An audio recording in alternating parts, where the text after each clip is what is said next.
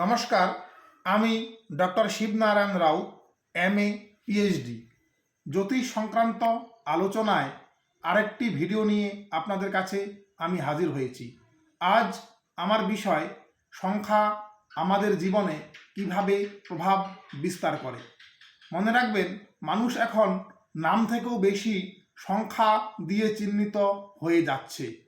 তাই মানুষের পরিচয় এখন আমরা লিখে রাখি নামের সাথে সাথে তার ফোন নাম্বার, তার আধার নাম্বার, তার ডেট অফ বার্থ, তার প্যান নাম্বার, তার ভোটার আইডি নাম্বারগুলো আমরা লিখে রাখি।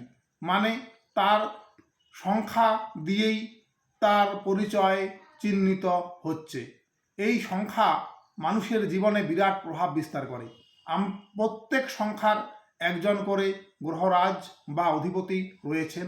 যেমন 1 সংখ্যার অধিপতি হলেন সূর্য, 2 সংখ্যার অধিপতি হলেন চন্দ্র, 3 সংখ্যার অধিপতি হলেন বৃহস্পতি, 4 সংখ্যার অধিপতি হলেন রাহু, 5 সংখ্যার অধিপতি হলেন বুধ, 6 সংখ্যার অধিপতি হলেন শুক্র, 7 সংখ্যার অধিপতি হলেন কেতু, 8 সংখ্যার অধিপতি হলেন শনি, 9 সংখ্যার অধিপতি হলেন মঙ্গল। এই সংখ্যাগুলো জ্যোতিষশাস্ত্রে সংখ্যাতত্ত্বে বিশেষ বিশেষ গুরুত্ব রাখে। আজকে আমার আলোচনা আমাদের যে গাড়ি আমরা ব্যবহার করছি, সেটা বাইক হতে পারে, স্কুটি হতে পারে, 4 চাকার গাড়ি হতে পারে। প্রত্যেকে আজ আমরা বাহন নির্ভর। এই বাহনে আমরা জানি যে নাম্বার বা নম্বর প্লেট থাকে, যেটা সরকার থেকে রেজিস্ট্রেশনের মারফত আসে। এই সংখ্যাগুলো নির্ধারণে আমাদের কোনো ভূমিকা থাকে না, কিন্তু এই নম্বর প্লেটগুলোর মধ্যে কিছু কিছু সংখ্যা থাকে যেগুলো গাড়ি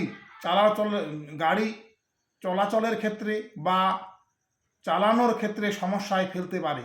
যেমন 4 সংখ্যা, 4 সংখ্যার সঙ্গে যদি 1 সংখ্যা থাকে, 4-1, সেখানে গ্রহণযোগ তৈরি হয়ে যাচ্ছে।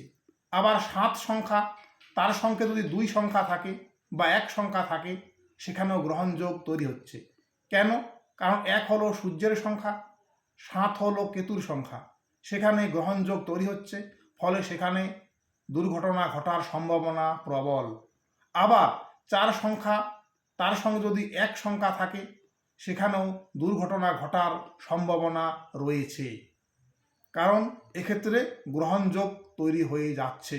তাই আজ আমরা যদি দেখি বিভিন্ন গাড়ি যেমন অ্যাক্সিডেন্টগুলো হচ্ছে, যদি পর্যালোচনা করে দেখি, তাহলে দেখব বেশিরভাগ ক্ষেত্রেই এই গ্রহণযোগ রয়েছে।